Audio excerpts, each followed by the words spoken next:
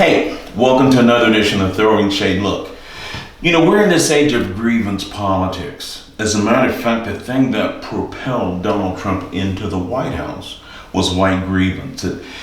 There's something about everybody that we can talk about, and that's the whole idea of throwing shade. So, in the interest of being fair, equitable in terms of the shade that we throw, we're going to go to a place that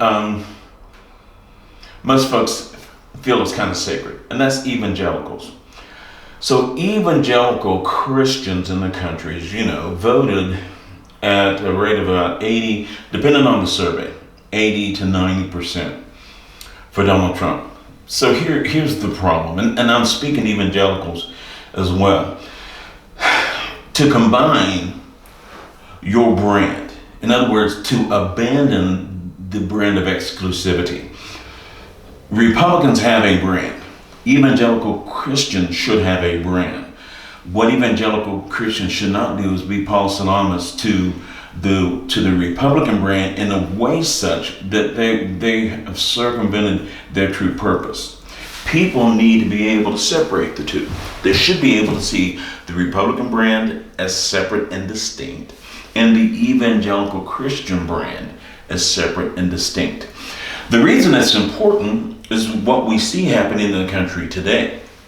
So when you speak of an issue like racism or bigotry, the tendency is there are going to be some people, a large swath of people, unfortunately, who would not have a divergence when speaking about evangelicals. They would more rapidly associate evangelicals with beliefs that have a demonstrated result that looks like it's bigotry or that looks like it's racist.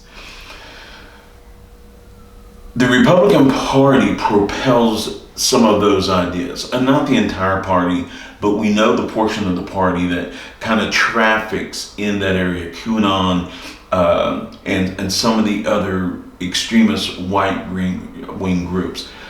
The problem for the evangelical Christian is when you begin to compare yourself, or when you begin to bring yourself under the tent of the Republican Party and allow them to set your agenda by association, the impact can be detrimental.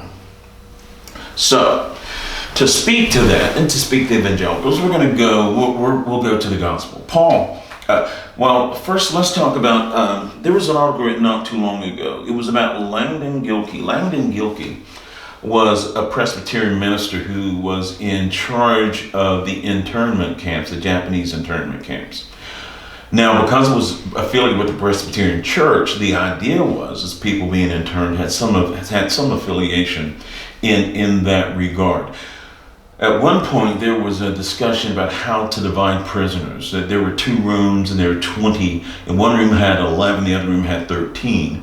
There was a huge debate, which escalated into a fight, about the team with 11 taking just one more member, just to make it equal. And the arguments they made to not extend some Christian charity to the odd person did not sound Christian at all. And so Langdon Gilkey writes an article, and he makes reference to something that Paul wrote in the book of Corinthians. And then when he's speaking to that passage, he simply says, and this is in the book of Philippians. So Philippians 2, each of you should be concerned not only for your own interest, but for the interest of others. Each of you should be concerned not only for your own interest, but for the interest of others. Now the question is, when we look at the mask debate that has been circumvented and has been overridden by the evangelical church, the evangelical right, the idea that they don't have to wear a mask because it somehow is tied to a concept of freedom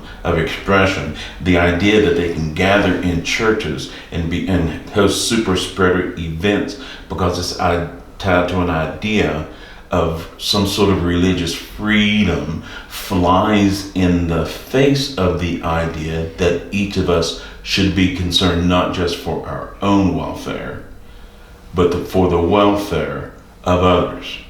What I've seen in the evangelical church is a complete disregard for the welfare of others.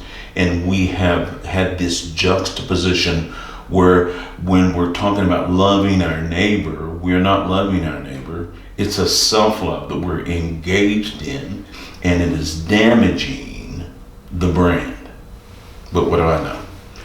I'm just throwing shade. Thanks for your time. We'll see you again next week.